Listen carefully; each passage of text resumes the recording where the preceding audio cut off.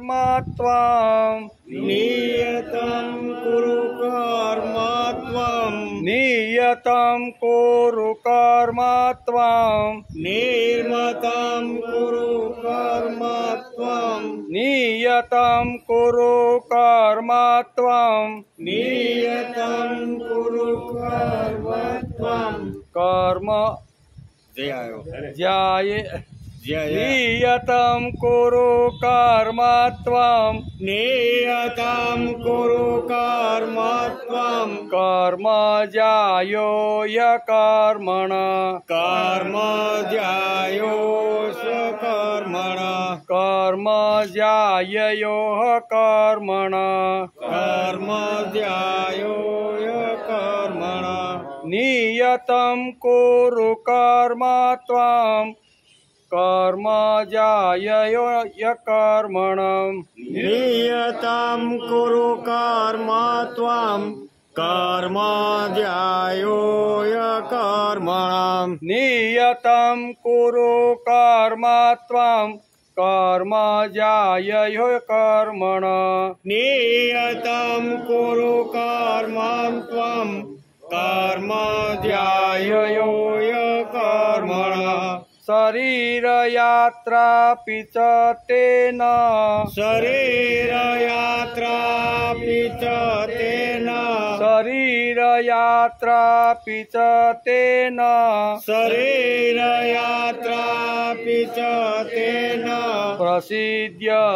प्रसिद्ध एद कर्मण प्रसिद्ध एद कर्मण प्रसिद्ध एद कर्मण प्रसिद्ध एद कर्मण शरीर यात्रा च तेन प्रसिद्ध एद कर्मण शरीर यात्रा च तेन प्रसिद्ध एद कर्मण शरीर यात्रा च तेन प्रसिद्ध एद कर्मण शरीर यात्रा च तेन प्रसिद्ध एद कर्मण नियतं कुरु कर्मत्वं कर्म ज्यायो यकर्मण शरीर यात्रा च तेन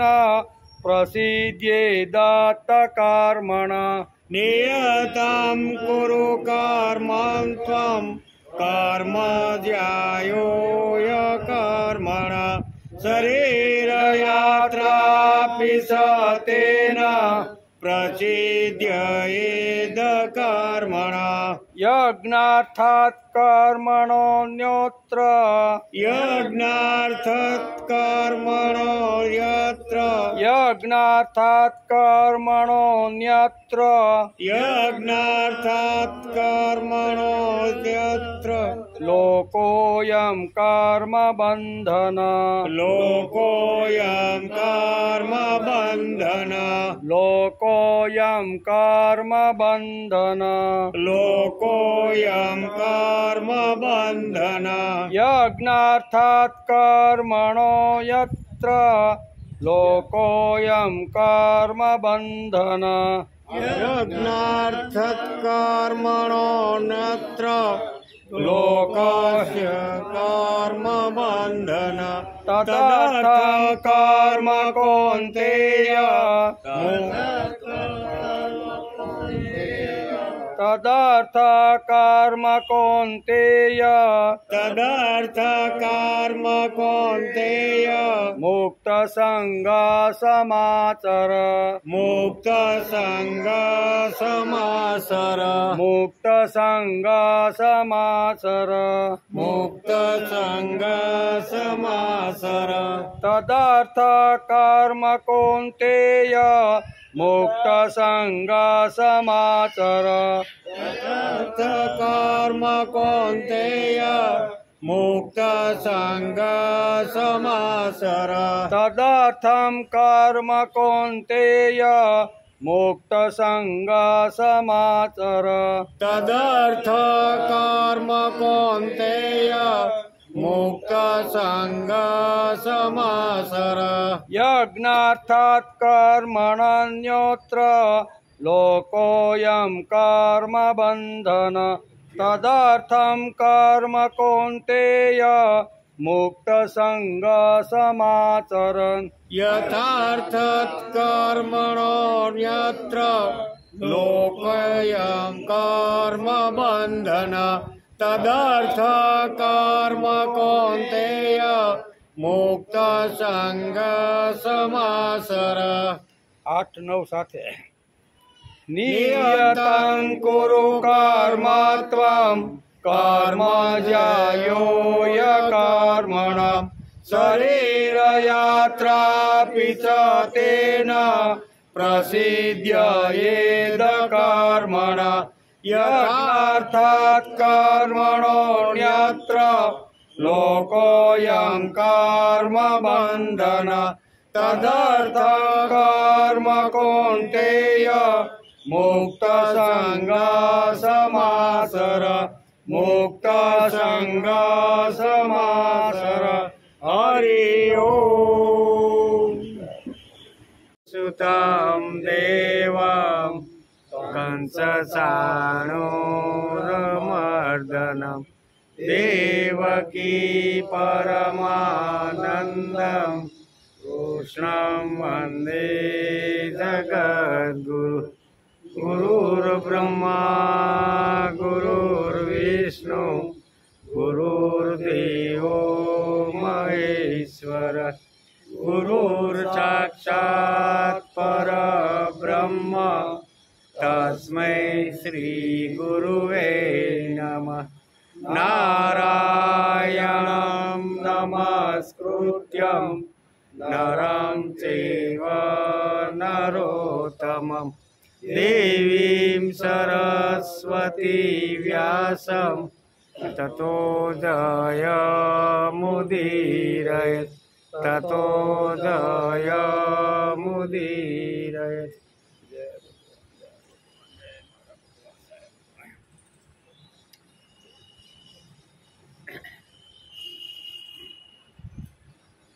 नियतं कुरु कर्म त्वं कर्म ज्यायो कर्मण शरीरयात्रापि च तेन प्रसिद्ध्येद कर्मण શ્રીમદ ભગવદ્ ગીતા ચિંતન શરૂ થયું અને 158મો દિવસ આજે શુક્રવારે આપણે ત્રીજા અધ્યાયના 7મા શ્લોકને આપણે નમસ્કાર કર્યા. આજે આપણે 8મા શ્લોકનો વિચાર કરવાનો છે. એમ કે 8મા શ્લોકમાં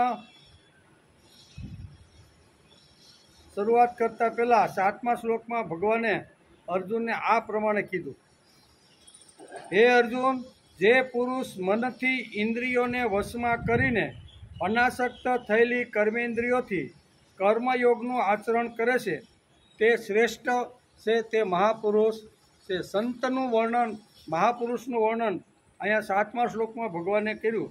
એનો આપણે શુક્રવારે વિચાર કર્યો.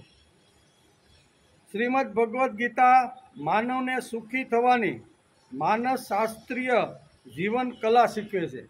શ્રીમદ ભગવદ્ ગીતા શું શીખવે છે કે માનવ જીવનની ને સુખી થવાની ચાવી, સુખી થવાનું હોય તો શ્રીમદ ભગવદ્ ગીતાની અંદર જે સિદ્ધાંતો ભગવાને અર્જુનને નિમિત્ત બનાવીને કીધા છે એનો જો અભ્યાસ, મનન, ચિંતન અને આત્મસાત જો કરીએ તો અહીં કહેશે કે એ માણસને સુખી કરી શકે છે. માનસશાસ્ત્રીય જીવન કલા શીખવે છે માણસનું મન ભાવવાહી, પ્રતિકારક્ષમ, વિકસનશીલ બનવું જોઈએ. એમ વારંવાર ભગવાન શ્રીમદ ભગવદ્ ગીતાની અંદર ઘણા બધા શ્લોકોની અંદર ભગવાન આ વાત અર્જુનને સમજાવે છે કે માણસનું મન કેવું થવું જોઈએ તો કે ભાવવાહી.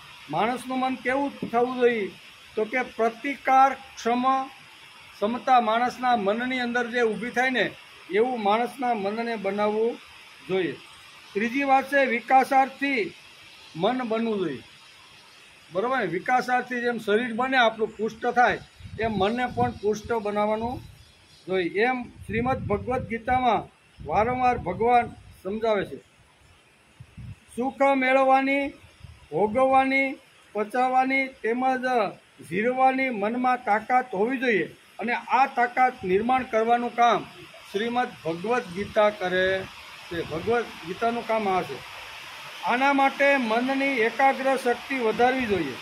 મન સંચલ છે તેનો નિગ્રહ વાયુને બાંધવા જેટલો દુષ્કર છે, પણ જેમણે મનને જીતી લીધું છે, કારણ કે મન તો સંચળ છે, વાનરની જેમ કેવું છે સંચળ, પણ એને જો માણસ પ્રયત્ન કરે તો સંચળ મનને પણ આવી રીતનું કંટ્રોલ કરી શકે છે. માનવને તેથી શ્રેષ્ઠ ગણવામાં આવ્યો છે. તેથી ભગવાને અર્જુનને કહ્યું કે હે પાર્થ, જે પુરુષ મન વડે ઇન્દ્રિયોને વશમાં કરી અનાસક્ત થઈને સઘળી ઇન્દ્રિયો દ્વારા કર્મયોગનું આચરણ કરે છે તે યોગી શ્રેષ્ઠ છે. એમ આ 7મા શ્લોકની અંદર ભગવાને આ વાત સમજાવી. શ્રીમદ ભગવદ્ ગીતા પોતાની શૈલી અનુસાર પ્રથમ પ્રસ્તુત વિષયોનું વિવેચન કરે છે અને પછી કરવાથી લાભ અને નહીં કરવાથી હાનિ બતાવે છે. તે પછી તેનું અનુષ્ઠાન કરવાની આજ્ઞા આપે છે.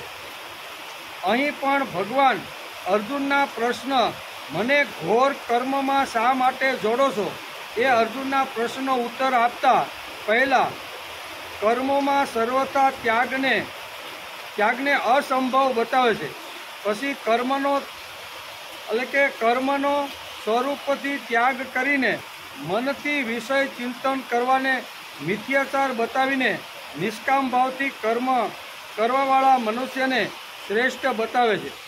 હવે આ 8મા શ્લોકમાં ભગવાન તેના અનુસાર કર્તવ્ય કરવાની આજ્ઞા આપે છે. અત્યાર સુધી 7 શ્લોક સુધી અલગ અલગ વાતો ભગવાને અર્જુનને સમજાવી. હવે પોતાના ક્ષત્રિયપણાને અનુસાર માણસે કર્તવ્ય કર્મ કરવા જોઈએ એ આ 8મા શ્લોકની અંદર ભગવાન બતાવે છે. શું કહે છે? નિયતમ કુરુ કર્મત્વમ કર્મ જાયો યકર્મણા શરીર યાત્રા પિચ તેના પ્રસિદ્ધ્યેદ કર્મણા. ત્વમ એટલે તું, નિયતમ એટલે શાસ્ત્ર વિધિને નિયત કરેલા, શાસ્ત્રે જે નક્કી કરેલા છે આપણા માટે કર્મ, એ કર્મની વાત ભગવાન કહે છે. કર્મ એટલે કર્તવ્ય કર્મ, પૂરું એટલે કર. ભગવાને જે નિયત કરેલા જે કર્મો છે ને એ અર્જુન તારે કરવા જોઈએ. ભગવાને બધાના કર્મો છે એ આ શ્લોકની અંદર ભગવાન સમજાવે છે. હિ એટલે કેમ કે માણસે નિયત નક્કી કરેલા કર્મો કરવો જોઈએ. કેમ કે અકર્મણ કર્મ ન કરવા કરતાં કર્મ કરવું જયાય એટલે શ્રેષ્ઠ છે. કર્મ કાંઈ કરવું નહીં એના કરતાં કર્મ કરવું શ્રેષ્ઠ છે. ચ એટલે તથા, અકર્મણ એટલે ન કરવાથી, તે એટલે તારો શરીર નિર્વાહ એટલે કે શરીર યાત્રા અપી પણ અપ્રસિદ્ધેય સિદ્ધ થશે. કર્મ ન કર તો તારી શરીર યાત્રા પણ ચાલશે નહીં. શરીરને ચલાવવા માટે પણ માણસે કર્મ તો કરવું જ પડે. 8 કલાક કર્મ કરો અને એમાંથી કાંઈ સંપત્તિ વિત્ત આવે એમાંથી આપણો નિર્વાહ કરીને આપણે આપણું અહીં કહે છે ને કે શરીર યાત્રા આપણી બધી ચાલે. શરીર યાત્રા હાલે એનું કારણ શું છે કે આપણા ઘરની અંદર મહિને 50,000 60,000 લાખ રૂપિયા કમાનાર વ્યક્તિ ઘરમાં આપે ને ત્યારે આખા ઘરનો નિર્વાહ ચાલે. એ જો લાવે નહીં તો આપણો નિર્વાહ હાલે. એટલે ભગવાન આ શ્લોકમાં આ સમજાવે છે કે કર્મ કર્યા વગર માણસનો વ્યવહારિક નિર્વાહ પણ ચાલતો નથી. તેથી કર્મ કરે જ છૂટકો છે. હું કર્મ કરવાથી માણસના કે ઘરના વ્યવહારનો બધો જ શરીર યાત્રાથી શરૂ કરી બધું જ ચાલે છે. હે અર્જુન, તું શાસ્ત્ર વિધિને નિયત કરેલા કર્તવ્ય કર્મો કર, કેમ કે કર્મ ન કરવા કરતાં કર્મ કરવું શ્રેષ્ઠ છે. તથા કર્મ ન કરવાથી તારો શરીર નિર્વાહ પણ સિદ્ધ થશે. તારો શરીર નિર્વાહ પણ સિદ્ધ થશે નહીં. એટલે કર્મ કરવાની ભગવાન અહીંયા આ શ્લોકની અંદર આપણે બધાને આજ્ઞા આપે. કર્મ વગરનો માણસ રહેવો જોઈએ નહીં. જ્યાં સુધી આપણું શરીર હાલે છે, જ્યાં સુધી આપણી ઇન્દ્રિયો બરોબર કામ કરે છે, ત્યાં સુધી પ્રત્યેક ઇન્દ્રિય પાસે એને જે અનુકૂળ હોય ને એવા બધા કામો એની પાસે કરાવી લેવા જોઈએ. કર્મયોગનું મહત્ત્વ ભગવાન આ શ્લોકની અંદર અહીંયા સમજાવવાનો પ્રયત્ન કરે છે કે પ્રત્યેક માણસ જેમ જેમ સમય જાય એમ કર્મ બદલવું પડે તો કર્મનો પ્રકાર બદલતો જાઓ. પણ પણોઠી વાળીને હવે આપણે નિવૃત્ત થઈ ગયા છે, છોકરાઓએ બધું સંભાળી લીધું છે, આપણે હવે કાંઈ કરવા જેવું નથી, બરાબર ને? લાય બીડી એમ કહીને હિંચકા ઉપર બેસવાનું. નિવૃત્ત થયા પછી નિવૃત્ત પ્રમાણેનું જે કર્તવ્ય હોય ને એ કર્મ માણસે કરવું. કર્મ વગર કોઈની શરીર યાત્રા પણ ચાલતી નથી. આવું સ્પષ્ટ ભગવાને અર્જુનને નિમિત્ત બનાવીને માનવ માત્રને કીધું. તું શાસ્ત્ર વિધિથી એટલે કે નિયત કરેલા સ્વધર્મરૂપ કર્મને કર, કેમ કે કર્મ ન કરવા કરતાં કર્મ કરવું શ્રેષ્ઠ છે. તથા કર્મ ન કરવાથી હે અર્જુન તારો શરીર નિર્વાહ પણ સિદ્ધ થશે નહીં. શરીર નિર્વાહ સિદ્ધ જો કરવાનો હોય તો ઘરમાંથી 8 કલાક બહાર નીકળીને માણસે કર્મ કરવા માટે જવું જ પડે, બરાબર ને? એટલે અહીંયા કર્મની વાત. હે અર્જુન, જે નિત્ય કર્મ છે, જે નિશ્ચિત કરેલું છે તે નિયત કર્મ તે તું કર. અહીં કીધું ને નિયતમ કુરુ કર્મત્વ. જે શાસ્ત્રકારોએ આપણા માટે નિયત એટલે નક્કી કરેલું જે શાસ્ત્રકારોએ આપણા માટે કર્મ છે એ કર્મ દરેક માણસે કરવું જોઈએ. બહુ ભાર દઈને ભગવાન આ શ્લોકની અંદર કર્મયોગનું મહત્વ સમજાવે છે. એનું કારણ કર્મ ન કરવાથી એટલે કે જે સ્થિતિ છે તેના કરતાં કર્મ કરવું એ શ્રેષ્ઠ સ્થિતિ છે. હાવ બેઠું જ રહેવું, કાંઈ કરવું જ નહીં, માયકું ઉડાડતા બેહું રહેવું, એ સ્થિતિ કરતાં કંઈક નાનું મોટું કામ કરે તો એ સ્થિતિ એના કરતાં સારી છે. ભલે ને આપણે ઉંમર પૂરી થઈ ગઈ હોય, બીજું કાંઈ ન કરી શકીએ, પણ લાય બેટા લસણ, બરાબર, એમ કરીને 5-8 લસણના ગાંઠિયા લઈ અને માજી જો ફોલવા લાગે તો એ એક પ્રકારનું કર્મ છે. એટલે હાવ બેઠા બેઠા મનને ગમે ત્યાં દોડાવવું, બરાબર, એના કરતાં નાના મોટા કામ કરવાની અહીં શાસ્ત્રકારો આપને આજ્ઞા આપે છે. ગીતાએ આજ્ઞા આપી છે કે કર્મ વગર કોઈ માણસ રહી જવો જોઈએ નહીં એમ કે. તેથી હે અર્જુન, જે નિત્ય કર્મ છે, જે નિશ્ચિત કરેલું શાસ્ત્રકારોએ કર્મ છે તે નિયત કર્મ દરેક લોકોએ પોતાની સ્થિતિ પ્રમાણે, પોતાની અનુકૂળતા પ્રમાણે દરેક લોકોએ કર્મ તો કરવું જ જોઈએ. એનું કારણ કર્મ ન કરવાની જે સ્થિતિ છે તેના કરતાં કર્મ કરવું એ શ્રેષ્ઠ સ્થિતિ છે. માણસ કોઈ પણ કર્મ તો તેમાં કોઈ પણ કર્મ કરે તો એમાં અગવડ સગવડ તો આવે ને કોઈ પણ, પછી વ્યવહારિક હોય, કૌટુંબિક હોય, સામાજિક હોય, આધ્યાત્મિક હોય, કોઈ પણ કર્મ માણસ કરે એટલે એની અંદર અગવડ સગવડ આવવાની ઘણીવાર અનુકૂળ આવે, ઘણીવાર પ્રતિકૂળ આવે. તો કર્મ કરીએ એટલે કંઈક અગવડ તો થાય. આપણે પણ અહીં કંઈક કર્મ કરીએ એટલે અગવડ ન થાય. આપણે ફર્સ્ટ ક્લાસ 8:30 વાગે આવી અને એમ થાય કે બધા આવે ને એ પહેલાં સાફ કરી અને બધી ખુરશી ગોઠવે. મારા જેવો 9 વાગે આવે એટલે આ ખુરશી અહીં નહોતી ગોઠવી, પણ ગોઠવી છે એને કાંઈ કામ કર્યું છે તો આડાવલી કદાચ 1-2 ઇંચ રહી ગઈ હોય તો રહેવા જ જોઈએ ને. તમને શું વાંધો? એ કે ના આ ખુરશી અહીં ન હાલે, આ ખુરશી તો અહીંયા જ જોઈએ. એટલે કામ કરે એટલે અગવડ આવે, અને અગવડ આવ્યા પછી સહન કરવાની માણસની તૈયારી હોય. કાંઈ વાંધો નહીં ભાઈ, તમે કયો હાલો 2 ઇંચ ફેરવી નાખીએ. તેથી આ શ્લોકમાં 3 પ્રશ્નો અહીંયા છે. કેટલા? આ શ્લોકની અંદર 3 પ્રશ્ન અર્જુનના છે અને એના જવાબ ભગવાન આપે. પહેલો પ્રશ્ન છે કર્મ શા માટે કરવું જોઈએ. અહીં પહેલો પ્રશ્ન છે કે કર્મ શા માટે કરવું જોઈએ. લખ્યું ને કે નિયતમ કુરુ કર્મત્વમ કર્મ જ્યાય કર્મ, એટલે કર્મ શા માટે કરવું જોઈએ, પહેલી વાત. બીજો પ્રશ્ન છે કર્મ કેવી રીતે કરવા જોઈએ, કરવા હોય તો કર્મ કરવા કેવી રીતે જોઈએ. ત્રીજી વાત છે અને કયા કયા કર્મ કરવા જોઈએ અને કયા કયા કર્મ ન કરવા જોઈએ. આ 3 વાતો આ 8મા શ્લોકની અંદર ભગવાન આપને સારી રીતે સમજાવવાના છે. સમજી લેવી જોઈએ. કઈ 3 વાતો? મારે કર્મ શા માટે કરવાનું, કર્મ કેવી રીતે કરવાનું, અને કયા કયા કર્મો કરવા અને કયા કયા કર્મો નહીં કરવા.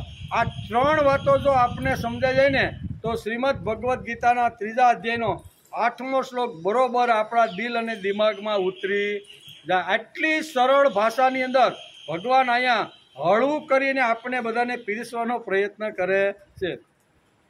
પહેલી વાત છે કર્મ શા માટે કરવું જોઈએ. કર્મ હું કામ કરવાનું ભાઈ? કાંઈ કારણ ખરું?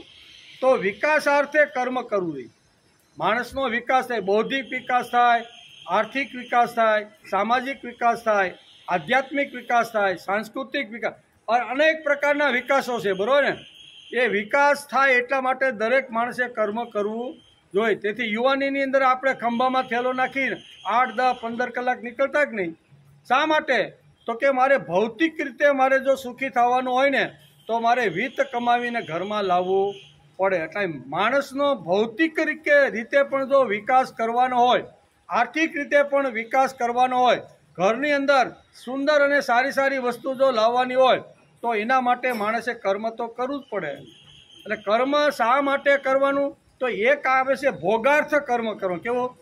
મને ભોગ જોઈ છે, મને સારામાં સારો બંગલો જોઈ, સારામાં સારી ગાડી જોઈ, સારામાં સારા આવી રીતના ફાર્મ હાઉસ જેવા મોટા મોટા આવી રીતના હાઉસ જોઈ, તેથી મારે કર્મ કરવું. પહેલી વાત કર્મ શા માટે કરવા જોઈએ. તેથી માણસનો વિકાસ થાય, માણસને ભોગ મળે એટલા માટે માણસે કર્મ કરવા જોઈએ. આ પ્રથમ વાત છે. એમ ગીતાકાર કહે છે. ગીતાકાર આપણને આ વાત સમજાવે છે કે ભોગાર્થ અને માણસને જરૂરિયાત હોય એ માટે બધાએ કર્મ કરવા પડે. આ પ્રથમ વાત છે. ગીતાકાર કહે છે કે ફાયદાને માટે, વિકાસને માટે કર્મ કરવો જોઈએ એમ સ્પષ્ટ કહે છે.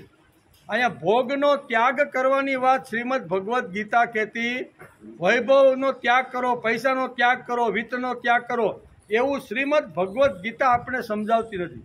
બધી વસ્તુનું જરૂર છે. જેમ મને આવી રીતના ભોગની જરૂર છે એમ ભક્તિ અને ભગવાનની પણ મને જરૂર છે.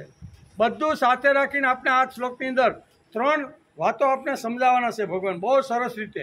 અને એમાં પહેલી વાત છે કે મારે કર્મ શા માટે કરવું જોઈએ. તો કે મારો વિકાસ થાય, બુદ્ધિનો વિકાસ થાય, શરીરનો વિકાસ થાય, ધનનો વિકાસ થાય, અધ્યાત્મ અને ભક્તિનો વિકાસ થાય ને એટલા માટે માણસે કર્મ કરવા જોઈએ. તેથી કર્મ કર્યા વગર માણસે રહેવું જ ન જોઈએ એવું સ્પષ્ટ ભાષાની અંદર ભગવાને નિયતમ કુરુ કર્મત્વમ અહીં કહી અને કર્મ જાય એ કર્મણ એમ કરી અને ભગવાને કીધું છે કે કર્મ વગરનો માણસ કોઈ રહેવો જોઈએ નહીં.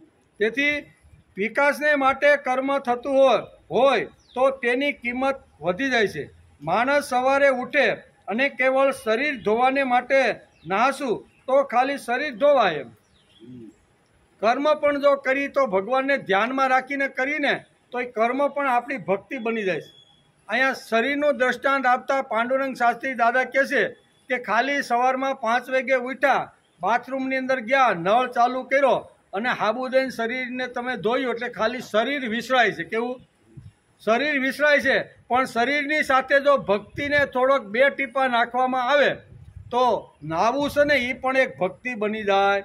અલગ કાંઈ કરવાની બહુ જરૂર રહેતી નથી. જે કર્મ જ્યારે જ્યારે જે કર્મ કરી એમાં ભગવાન અને ભક્તિને ધ્યાનમાં રાખીને જો એ કર્મ કરવામાં આવે તો એ કર્મ પણ માણસની ભક્તિ બની જાય છે. કર્મ એનો યોગ બની જાય. કેવો યોગ? એટલે ભગવાનની સાથે જોડાઈ જાય. હું જે કર્મ કરું છું એ કર્મ ભગવાનની સાથે જોડી દઈએ એને કહેવાય છે કર્મ યોગ. એટલે કર્મ વિકાસાર્થે કરવાનું. વિકાસ ક્યારે થાય? હું ખાલી બાથરૂમની અંદર શરીરને જો ડોલના પાણીમાં હાબુ દઈને જો ખાલી વિસળતો હોય તો એને શરીર વિસળું કહેવાય. પણ શાંતિથી ડોલ ભરાઈ જાય, 2 હાથ જોડવાના અને 2 હાથ જોડીને ભગવાનને કહેવાનું કે હે માં ગંગા, તું મારા ડોલના નાવાના પાણીમાં તમે બધી નદીઓ પધારો. આ ભાવનાથી શ્લોક બોલી નમસ્કાર કરી અને પછી શરીર ઉપર જો પાણીનો લોટો નાખીને તો શરીર તો વિસરાય છે પણ શરીર પણ આપણું આવી રીતનું પવિત્ર અને દિવ્ય બની જાય છે. કાંઈ કહે છે કે કર્મ કર્યા વગર માણસ રહી શકતો નથી. વિકાસાર્થ જો કર્મ કરવાના હોય તો કોઈ પણ કર્મની અંદર 2 ટીપા ભક્તિના ઉમેરી ગયો એટલે એ ભક્તિ પણ કર્મયોગ બની જાય. આમાં કાંઈ અઘરું છે? એટલે જે વખતે ડોલમાં પાણી આવે, ગંગાને યાદ કરીએ, યમુનાને યાદ કરી, બધાને આપણે યાદ કરી અને પછી જો સ્નાનની શરૂઆત કરીએ તો સરસ મજાની આપણી ભક્તિ પણ થઈ જાય છે અને વિકાસ પણ થઈ જાય છે. તેથી અહીં કહે છે કે વિકાસને માટે કર્તવ્ય એટલે કે કર્મ થતું હોય તો તેની કિંમત વધી જાય. ખાલી નાહી તો શરીર વિસરાય પણ નાતી વખતે ગંગાને યાદ કરી, યમુનાને યાદ કરી, ગોદાવરી, તાપી મૈયાને બધી સ્નાન કરતાં કરતાં બધી નદીઓને જો આપણે યાદ કરીને તો એની કિંમત વધી જાય છે. જેમ દૂધની કિંમત તો છે જ, બરાબર. ઓરિજિનલ જે દૂધ હોય ને એની 100 રૂપિયા કિંમત છે. કેટલી? 100 રૂપિયાની કાચની બોટલમાં આવે એની કિંમત તો છે ને છે જ. પણ એની વધારે જો કિંમત આપણે કરવાની હોય તો એની અંદર કેસર નાખીને ભાઈ કાશ્મીરમાંથી લઈ આવેલું એ કેસર નાખી એટલે એની કિંમત વધે કે નહીં? નકર એની પોતાની વ્યક્તિગત કિંમત તો છે જ, એમાં કોઈ મીન મેક નથી. પણ એની વધારે કિંમત જો કરવાની હોય તો કેસરના 2 દાણા ઉમેરી દઈએ એટલે એની કિંમત વધે કે નહીં? તેથી શાસ્ત્રકારો આપણે સારી રીતે સમજાવવાની આ બધી વાતો જે છે. તેથી ગંગા, યમુના, સરસ્વતી બધી જે નદીઓ છે એ નદીઓને યાદ કરી અને પછી સ્નાન કરવાની જો શરૂઆત કરીએ તો થાય. તો ઘણા બધા શ્લોકો છે. એકાદા શ્લોકને આપણે કંઠસ્થ કરીને બોલવાનો પ્રયત્ન કરવો જોઈએ. માતૃગંગે નમસ્તુભ્યામ અહમ તામ શરણાગત કટિબદ્ધ ચ તે કાર્યમ ભક્તિં શક્તિં ચ દેહી મે. હે ગંગા મૈયા, તમે મારી આ ડોલમાં મેં પાણી જે સંગ્રહ કર્યો છે એ નાવાના પાણીની અંદર હે ગંગા મૈયા તમે પધારો. અને એ શ્લોક બોલીને જો સ્નાન કરશું તો મા ગંગાને કહેવાનું ભક્તિં શક્તિં ચ દેહી મેં. હે માં, તમે અમારી ભક્તિની વૃદ્ધિ કરો, અમારી શક્તિની વૃદ્ધિ કરો, અમારા ધનની તમે વૃદ્ધિ. આ ભાવનાથી ડોલમાં આવેલું સ્નાન જો આપણે જો કરીએ તો એને વિકાસાર્થ કર્મ તો કર્યું જ, નાવાનું કર્મ તો કર્યું જ, પણ વિકાસાર્થ નાવાનું કર્મ ક્યારે બને? તો કે નાતી વખતે ગંગા, યમુના, સરસ્વતી, તાપી, નર્મદા મૈયાને એકદમ 2 મિનિટ આંખ બંધ કરીને યાદ કરીએ કે હે માં, હે બધી નદીઓ તમે મારા નાવાના પાણીની અંદર પધારો. આ શ્લોક બોલીને નાહીશું તો શરીર સ્વચ્છ અને સાથે સાથે પવિત્ર થશે. તેથી સ્વચ્છ ડોલમાં સ્વચ્છ પાણી લઈ આ બધા શ્લોકો બોલવાના હોય છે. ગંગા, યમુના, સરસ્વતી, તાપી, નર્મદા, સિંધુ, કાવેરી નદીઓને યાદ કરવાની અને સ્વચ્છ પાણીથી સ્નાન કરી અને આ જો આપણે ક્રિયા કરતા હશું તો આપણું કર્મ છે ને એ આખું કર્મ છે એ ભક્તિ બની જાય. આખું કર્મ તો કરવાનું છે. નાહવાનું કામ અડધો કલાક તો બાથરૂમમાં આપણે કાઢવાનો જ છે. ફુવારો, શાવર હાલતો બધું એ બધું કરવાનું છે. પણ ભાવના કઈ છે કે મારા નાવાના પાણીમાં ગંગા મૈયા તમે આવો એમ.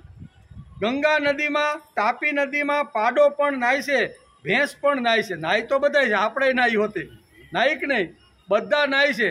પણ આ જે પશુ અને પક્ષીઓ જે સ્નાન કરે છે એનું ખાલી શરીર વિસરાય, બરાબર. એને કાંઈ એવી ભાવના કે એવી વાણી કે એવી રીતનું અંદરથી નથી કે ના ના હું તો આ પવિત્ર ગંગામાં, પવિત્ર નર્મદામાં સ્નાન કરવા માટે આવ્યો છું. તેથી પણ અહીં કહે છે ગંગા નદીમાં, તાપી નદીમાં પાડો ભેંસ પણ નાહીને તેનું શરીર સ્વસ્થ થાય. પણ માણસ નાહીને શરીર સ્વસ્થ તો કરે છે, પણ સાથે સાથે જો અહીંયા ભાવના સારી હોય ને તો શરીર પણ પવિત્ર બની જાય. સ્નાન તો પશુ પક્ષી બધા જ કરે છે. અમે કાશી વર્ષો પહેલાં ગયા હતા, ત્યાં મણિકર્ણિકા ઘાટ છે, અને મણિકર્ણિકા ઘાટ ઉપર મોટા ભાગના કાશી અને આજુબાજુના ગામડાના લોકો જ્યારે માણસ મૃત્યુ પામે ને ત્યારે અગ્નિ સંસ્કાર કરવા માટે મણિકર્ણિકા ઘાટ ઉપર આવે. અને કાશીની ગલીમાંથી આમ નાની નાની 2 જણા માંડ હાલે ને એવી ગલી એમ, એટલે ગલીમાંથી અમને જે ઉતારો જે અમારો હતો ને એ આપણા અહીંના સૌરાષ્ટ્રના સંત છે, બરોબર ને, બરોબર. તો એ ત્યાં ઉતારો હતો ને એ બરોબર અહીંયા કાંઠા ઉપર જ, ગંગા મૈયાના કાંઠા ઉપર આ મણિકર્ણિકા ઘાટ. અને આખી રાત રામ બોલો ભાઈ, રામ રામ બોલો ભાઈ, એક આવે ને બીજો. આપણે થાય કે માણસોને, કારણ કે આજુબાજુના ગામના અને કાશીમાં માણસ મૃત્યુ પામે એટલે મોટા ભાગે મણિકર્ણિકા ઘાટ ઉપર અગ્નિ સંસ્કાર કરવા આવે. એટલે એ બધા અગ્નિ સંસ્કાર કરે, થોડું ઘણું અડધું બરધું બેડ્યું હોય પછી મારે ધક્કો એટલે ગંગાની અંદર વયું જાય. સવારે અમે ઉઠીને જોયું, સ્નાન કરી અને અમને એમ થયું કાલો ગંગામાં તારો ઘણા બધા સામે કાંઠેથી પાડાઓ ને ભેવન બધી આવતી હતી, એ પણ અંદર નાતી હતી. એટલે નાવાનું કામ તો પાડાઓ અને ભેંસો પણ કરે છે, માણસ પણ કરે છે. પણ માણસ જે કરે છે એ ભાવથી જો કરે ને તો નાવાનું પણ આવી રીતનું શું કહેવાય, સત્કર્મ આપણું બની જાય છે. તેથી એને વિકાસાર્થ કર્મ કહેવામાં આવે. કર્મ તો થયું. આપણા શાસ્ત્રકારોએ બધા કર્મો તેમજ બધી પ્રતિવિધિમાં પાવિત્ર લાવ્યા. કોઈ પણ શાસ્ત્રકારો કેટલા હોશિયાર, ડાયા અને કેટલા બધા લખાણો લખ્યા છે કે આપણી પ્રત્યેક ક્રિયા, સવારે આપણે ઉઠીએ અને રાતના સૂઈએ ત્યાં સુધીની દૈનિક ક્રિયાની અંદર બધી જગ્યાએ ભગવાનને બેહાડી દીધો. શું કહે છે? કોઈ પણ કૃતિ કરતી વખતે આપણા શાસ્ત્રકારો કહે છે કે પ્રતિવિધિમાં પાવિત્ર લાવ્યા છે. કોઈ પણ કૃતિ કરો એ પ્રતિવિધિ એટલે કર્મ કરવાની કૃતિમાં પાવિત્ર લાવ્યા છે. શાસ્ત્રકારો આપણને પૂછે છે કે તું દાંતણ શા માટે કરે છે? શાસ્ત્રકારો ઘણીવાર આપને પૂછે કે ભાઈ તમે દાંતણ શા માટે કરો છો? તો દાંતણ ખાલી આપણું મોઢું દુર્ગંધ ન મારે એટલા માટે જો આપણે દાંતણ કરતા હોય તો એ ભોગની પ્રક્રિયા થઈ. કેવી? ખાલી મારું મોઢું દુર્ગંધ ન મારે અને ગમે તેવો ખોરાક અંદર ન જાય તેથી મારે સવારમાં દાંતણ કે બ્રશ કે જે કાંઈ આપણે કરતા હોય એ કરવું. આ ભાવનાથી કરી તો એને ભોગ કહેવાય. પણ દાંતણ હું શા માટે કરું છું? તો માણસને એક બીજો વિચાર તરત જ આવે કે જે મોઢેથી હું બોલવાનો છું, જે મોઢેથી ભગવાન જમવાના છે એ મોઢું સ્વચ્છ અને પવિત્ર હોવું જોઈએ. તેથી હું દંત ધાવન વિધિ કરું. દાંતણ કરવા પાછળનો મારો હેતુ શું છે કે 24 કલાક ભગવાન મારા મોઢેથી કંઈક નાના મોટી વાતો બોલવાના છે, કંઈક ખાવાના છે, કંઈક છે. તો મારો ભગવાનને જો મારે જમાડવાનો હોય તો એ ઇન્દ્રિયને મારે શુદ્ધ અને પવિત્ર રાખવી જોઈએ. આ હેતુથી જો આપણે દાંતણ કરીએ તો દાંતણ ક્રિયા કરવાની જે ક્રિયા છે ને એ આપણી ભક્તિ બની જાય છે. તો આમાં ક્યાં અઘરું છે ભાઈ? દરેક ઇન્દ્રિયોને અહીંયા કહે છે કે દરેક ઇન્દ્રિયોને પવિત્ર બનાવવાની છે. મોઢું પણ આપણી કર્મેન્દ્રિય છે, બરાબર ને? એ મોઢાની જે ઇન્દ્રિય છે એને જો પવિત્ર બનાવવાની હોય ને તો એના માટે શું કરવું જોઈએ? તો એના માટે આ વાતો શાસ્ત્રકારોએ લખી છે. ખાલી મોઢું સ્વચ્છ થાય, ગંધાય નહીં, દુર્ગંધ ન મારે એટલા માટે હું સ્વચ્છ કરતો નથી. પણ મારો ભગવાન આ 24 કલાક આખો દિવસ હરીશ ફરી ત્યારે બોલવાનો છે અને ખાવાનો છે. તેથી મારે આ ક્રિયા કરવી. તેથી આપણા શાસ્ત્રો કહે બધા કર્મો તેમજ બધી પ્રતિવિધિમાં પાવિત્ર લાવ્યા છે. શાસ્ત્રકારો આપણને કહે છે કે તું દાંતણ શા માટે કરે છે? પ્રભુ ભગવાન જેમ દાંતથી હું અન્ન ખાવાનો છું તેમ તું પણ ખાવાનો છે, તું મારી અંદર આવીને બેઠો છે, તેથી તે દાંત સ્વસ્થ હોવો જોઈએ. આમ જોઈએ કે ભગવાન તું મારી સાથે અંદર રહે અને બેઠો છો. સર્વસ્ય સાહમ હૃદય સન્નિવિષ્ટો, મારા હૃદયની અંદર આવી અને તું બેઠો છો. અને હું જે કાંઈ ખાઉં છું ને એ 4 પ્રકારના જે ખોરાકો છે ને એ તું વૈશ્વાનર અગ્નિ કરીને તું પાચન કરતો રહેલો. તું અંદર બેઠો છે તેથી મારું ખાધેલું અન્ન પાચન થાય છે. તેથી તને મારે જો જમાડવાનું હોય ને તો જમાડવાની જે ક્રિયા છે એ, અને જે મોઢેથી જે ઇન્દ્રિયથી હું જમવાનો છું તે, એટલે જમવાનું ભોજન પણ સ્વસ્થ હોવું જોઈએ અને જે ઇન્દ્રિયથી જમાડવાનો છું એ પણ સ્વસ્થ અને પવિત્ર હોવું. આ ભાવનાથી જો આપણે દાંતણ કરતા હશું ને તો એ આપણી ભક્તિ બની જાય છે. આમાં ભક્તિ ભાઈ ક્યાં અઘરી છે ભાઈ? ગીતા કોઈ અઘરી વાત આપને સમજાવવા માગતા જ નથી. સામાન્ય માણસ પણ થોડો ઘણો વિચાર કરી, ઊંડો અભ્યાસ કરી અને એના ઉપર થોડું મનન ચિંતન જો કરે ને તો અહીં કહે છે નિયતમ કુરુ કર્મ. તને જે નક્કી કરેલા સવારેથી ઉઠો અને આખા દિવસમાં નક્કી કરેલા જે કાંઈ કર્મો, ખાવું પીવું બેસવું ઉઠવું, એની અંદર નક્કી કરેલા જે કર્મ છે ને એની અંદર તું પ્રભુને બેસાડવાનો પ્રયત્ન કર. આ તારી ભક્તિ બની જશે, આ તારો જીવન વિકાસ થશે. તેથી અહીં કહે છે કે પ્રભુ ભગવાન જેમ દાંતથી હું અન્ન ખાઉં છું તેમ તે મારા ભગવાન અંદર બેસીને જમવાના છે. તેથી તે દાંત સ્વસ્થ હોવો જોઈએ. તેથી આપણે શ્લોક બોલીએ દાંતણ કરતી વખતે કે આયુર્બલમ યશો વર્ષ પ્રજા પશુની વસુની ચ બ્રહ્મ પ્રજ્ઞાય ચ મેઘાય ચ તન્નો દેહી વનસ્પતે. હે વનસ્પતિ એટલે દાંતણ. જૂના કાળની વાત છે. અત્યારે તો બ્રશ આવી ગયા બધા, બરોબર ને?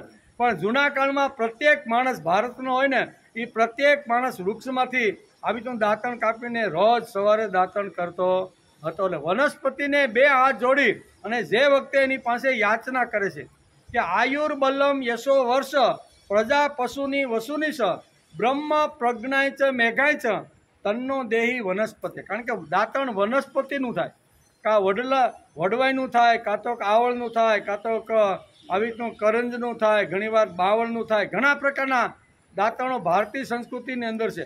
તો આયુર્બલમ, હે વનસ્પતિ, હું જે દાંતથી જે વનસ્પતિના દાંતણથી દાંતણ કરું છું ને એના દ્વારા મારું આયુષ્ય ખૂબ તંદુરસ્ત અને સારું.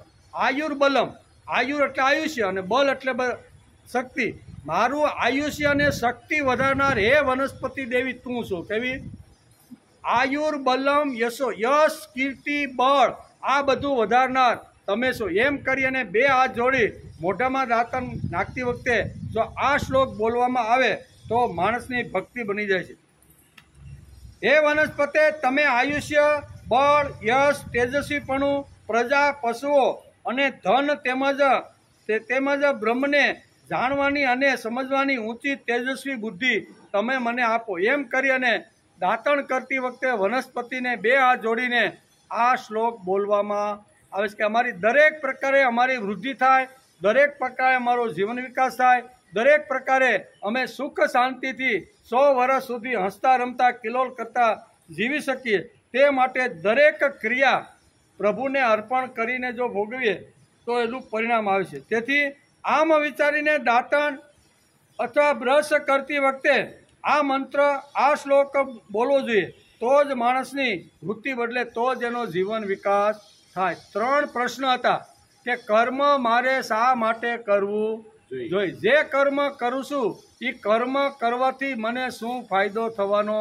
આ જે 3 પ્રશ્ન આ શ્લોકની અંદર હતા એમાં કર્મ શા માટે કરવાનું, કરવું તો કેવી રીતે કરવાનું એ આપણે સ્પષ્ટ રીતે ભગવાન સમજાવવાનો પ્રયત્ન કરે છે. તેના માટે આપણા શાસ્ત્રકારોએ દંત ધાવન વિધિ કહ્યો છે. આમ દંત સાફ કરવા એ વિકાસાર્થ કર્મ થઈ શકે છે અને વિકાસાર્થ કર્મ આ પ્રથમ વાત. કર્મ મારે શા માટે કરવું જોઈએ આ પહેલો પ્રશ્ન આપણો હતો.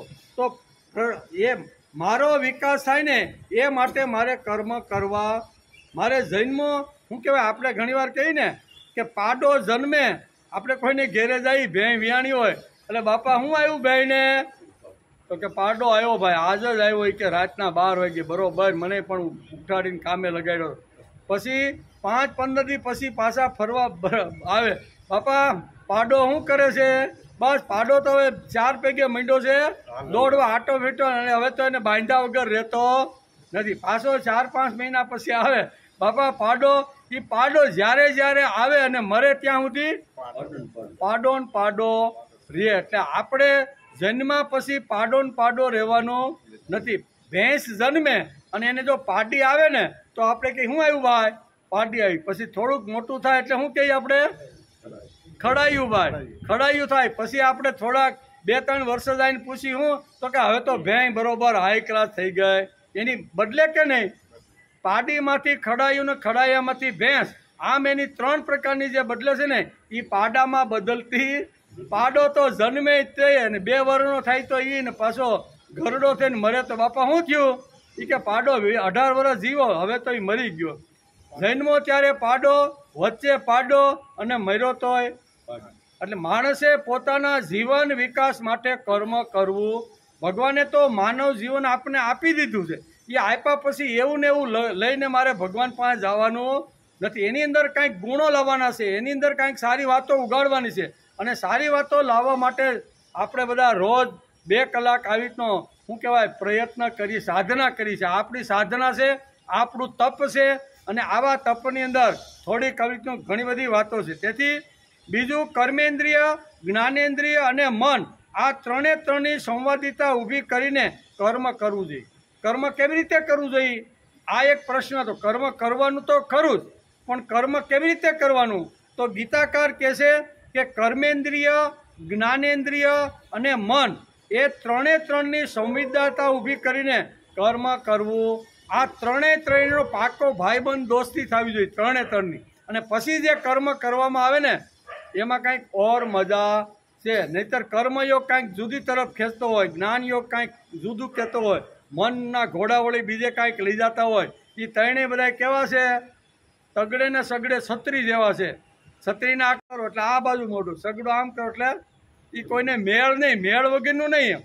એટલે અહીંયા ગીતા કહે છે કે ત્રણની અંદર સંવિદતા ઊભી થવી જોઈએ. કર્મેન્દ્રિયો છે, જ્ઞાનેન્દ્રિયો છે અને મન, આ ત્રણનું જ્યારે એક્ય થાય ને અને પછી જે કર્મ કરે ને આવા કર્મ માણસે કરવા જોઈએ. ગીતાકાર અધ્યાય 3 અને 8મા શ્લોકમાં કહે છે કે તારે જે કર્મ કરવાનું છે તે કર્મ મન લગાડીને કર. કેવું? કોઈ પણ કર્મ કરતા છું ને તો મન મૂકીને માણસે કર્મ કરવા. પછી ભૌતિક હોય, આધિદૈવિક હોય કે આધ્યાત્મિક કર્મ હોય, સાંસ્કૃતિક કર્મ હોય, ધાર્મિક કર્મ હોય, સામાજિક કર્મ હોય, બરાબર. કોઈ પણ કર્મ આપણે કોઈ પણ પ્રવૃત્તિ કરીને, ભલે ને આપણે વૃક્ષ વાવવા જતા હોય પણ 2 કલાક જે કામ કર્યું ને એમાં માણસે ખૂપી જઈને મન ન મૂકીને માણસે કામ કરવું. મન ન મૂકીને જે કૃતિ કરવામાં આવે છે આ કૃતિને ભક્તિ કહેવામાં આવે છે. એટલે ભક્તિ કાંઈ બહુ અઘરી વસ્તુ નથી. પણ ઘણા લોકોએ આપણે કોને હું ભરાવી દીધું ને, ભાઈ ભક્તિ કરવી હોય તો તારે આવો વેશ કરવો પડે, ભક્તિ કરવી હોય તો ઘર છોડવું પડે, ભક્તિ કરવી હોય તો સંસાર છોડો. આવું ઘણું બધું ઘણા લોકોએ ઘણી રીતે સમજાવવાનો પ્રયત્ન કર્યો છે. ભક્તિ કરવી તો તારે પાસે વૈભવ હોવો જોઈએ નહીં. તો અમારે શું કરવાનું બાપુ? તો કે તારો વૈભવ મારા આશ્રમને આપી દે, કે તું થઈ જા નવરો. કે વૈભવ હશે તો તારે ભક્તિ થાય નહીં. એટલે આવું ઘણા લોકોએ ઘણી રીતે સમજાવવાનો પ્રયત્ન કર્યો છે. શ્રીમદ ભગવદ્ ગીતા કહે છે આમાં જે મળેલી જે શક્તિઓ છે ને એ શક્તિઓને પ્રભુના કામમાં લગાડવાની, શું કહેવાય, એનો ત્યાગ કરવાનો નથી, પણ પ્રભુ કાર્ય તરફ એનો વળાંક આપવાનો છે. તેથી કર્મેન્દ્રિય હોય, જ્ઞાનેન્દ્રિય હોય કે મન હોય, એને ત્રણેય સાથે બેસી અને જે કર્મ કરે છે ને એ કર્મમાં મીઠાશ આવે છે. ગીતાકાર અધ્યાય 3 અધ્યાયના 8મા શ્લોકમાં બહુ સરસ રીતે નિયતમ કુરુ કર્મત્વમ કર્મ જ્યાય કર્મણમ શરીર યાત્રાપી ચોતેન પ્રસિદ્ધ ચેદ કર્મણ. કર્મ કર્યા વગર તારા શરીરની યાત્રા પણ ચાલવાની નથી. આ ઘણી બધી વાતો આ શ્લોકની અંદર આપણે સમજાવે છે. તેથી આ શ્લોકમાં કહે છે કે તારે જે કર્મ કરવાનું છે ને તે કર્મ મન લગાડીને કર, મન મૂકીને કર અને એની અંદર ખોવાઈ જા. ભલે અડધો કલાક કરી, કલાક કરી કે 2 કલાક કરી, જેટલી આપણી અનુકૂળતા, પણ જે કાંઈ કામ કરતા હોય ને એમાં ખોવાઈ જવાનો પ્રયત્ન કરવો. માણસ જો ખોવાઈ જાય ને તો એ કર્મ હારામાં હારું થાય છે. તેથી કર્મ કરતી વખતે માણસ ખોવાઈ જાય તો તેના ફળો મળશે, નકર મળે ખોવાઈ જવું જોઈએ. ફળ ક્યારે મળે? કોઈ પણ કર્મ કરતી વખતે માણસ એમાં ખોવાઈ જાય તો મળે. ઘણીવાર ગામડાની અંદર આપણે ઘણા બધાની ખેતી બહુ સારી હોય, આપણે એમ કહીએ કે ભાઈ હું તારો શેઢા પાડો છું, તારા જેટલી જ ખેતી, તારા જેટલું પાણી પાવ, તારા જેટલું ખાતર વાવું, પણ તારા ને મારા પાકમાં ઘણો બધો ફેર આવે છે. તો એનું કારણ શું? એ કે કારણ બીજું કાંઈ નથી. હું જ્યારે અહીંયા આવું ને મારા શેઢા ઉપર 2 હાથ જોડી અને મા ધરતીને પહેલો નમસ્કાર કરું છું. નમસ્કાર કરીને જે કાંઈ કોદાળી, પાવડો, ત્રિકમ હાથમાં લઉં છું ને અને જે કામ કરું છું ને એ કામમાં હું ખોવાઈ જાઉં છું. પછી મને ઘર યાદ નથી, બૈરી યાદ નથી, સમાજ યાદ, કાંઈ નહીં. હું 4-5 કલાક જે કામ કરું છું ને ભાઈ, એ મન ન મૂકીને કરું છું.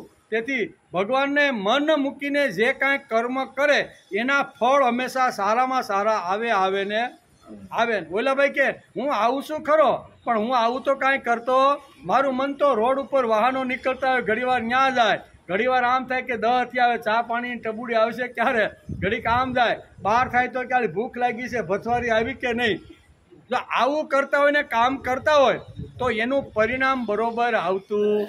નકર બેયની ખેતી સરખી, બેયનું આવી રીતનું હોય, પણ એક મન મૂકીને કરે છે અને એક ચારે બાજુ મન ગુમાવીને કરે છે, ગુમાવીને કર્મ કરે છે, એના ફળ કોઈ દિવસ સારા આવતા આવે ખરા, પણ સારા ભરાવદાર જે ફળ આવવા જોઈએ ને એ આવતા નથી. તેથી અહીં કહે છે કે આપણે જીભ કર્મ કરતી વખતે માણસ ખોવાઈ જાય તો તેના ફળો સારા મળશે, નહીં તો નહીં મળે. કાન એક જ્ઞાનેન્દ્રિય છે. કાન કેવી છે?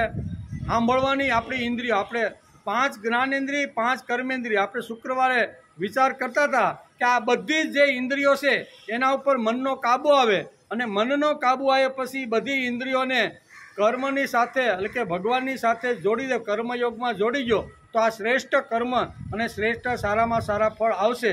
બરાબર? એવું આપણે શુક્રવારે વિચારતા હતા. તેથી કાન પણ એક આપણી જ્ઞાનેન્દ્રિય છે. કેવી? 5 જે આપણી જ્ઞાનેન્દ્રિય છે ને એમાં ઘ્રાણ એટલે એ સંસ્કૃત શબ્દ, એનો અર્થ છે કાન. કાન પણ આપણી એક ઇન્દ્રિય સારામાં સારી છે. તેથી અહીં કહે છે કે કર્મ કરતી વખતે માણસ ખોવાઈ જવો જોઈએ. આપણે જીભ એટલે કે સાંભળીએ છીએ અને સાંભળતી વખતે મન એકાગ્ર કરીને જો સાંભળીએ ને તો જે કાંઈ સંભળાય છે ને એ વિચારો બરોબર આપણા મનમાં દ્રઢ થઈ જાય છે. આપણે જીભ એક જ્ઞાનેન્દ્રિય છે. તે જીભ જ્યારે બોલતી હોય ત્યારે બધો જ વ્યવહાર છોડીને બોલશું તો બોલવામાં એક કંઈક જુદો જ આનંદ. જેમ સાંભળવાવાળા મન મૂકીને સાંભળવાનો પ્રયત્ન કરે તો એને સાંભળવામાં આનંદ છે. નહીંતર કે આ કઈ બંધ કરશે. હવે આ સિટી બસ આવવાની લગભગ તો તૈયારી થઈ ગઈ છે અને આ ભાઈ 11 થઈ ગયા ને તોય હજી અહીં ઓલી મારી વાદળી કલરની બસ મારી રાહ જોતી છે બંબા ગેટે. એટલે આ ભાઈ બંધ કરે તો સારું. એટલે કે કહેવાનો અર્થ કે આવી રીતનું જો હોય ને આપણે સાંભળવા બેઠા હોય તો કોઈ પણ વસ્તુ સંભળાય છે ને એનું જીવનમાં પરિણામ આવતું નથી. જે કોઈ પણ કૃતિ કરીએ, સાંભળવાનું હોય, બોલવાનું હોય, ખાવાનું હોય, નાહવાનું હોય, વ્યવહાર કરવાનો હોય, ભક્તિ કરવાની હોય, કોઈ પણ કૃતિ કરીએ તો અહીં કે નિયતમ કર્મ, અહીં કે છે નિયતમ કુરુ કર્મ. બહુ ભગવાને બહુ સ્પષ્ટ કીધું છે કે તું જે વખતે નિયત કરેલા તારા જે કાંઈ કર્મો છે એ કર્મને સારી રીતે માણસે મન મૂકીને કરવા. 3જા અધ્યાયના 8મા શ્લોકમાં આપણે સમજાવે છે કે આપણે કોઈ પણ કર્મ કરી તો મન મૂકીને કરી ભાઈ. બરોબર ને? હવે 2 કલાક જો બેહવાનું હોય અને એમાંય આપણી ઇન્દ્રિયો આડાવડી જો ભાગવા માંડે ને તો આપણે તો ડિસ્ટર્બ થાય જ, પણ આજુબાજુમાં 5-25 લોકો જે બેઠા હોય ને એ પણ એનું ધ્યાન પણ ત્યાં વયું જાય છે. તેથી સાંભળવાની ક્રિયા માણસે મન મૂકીને કરવી જોઈએ.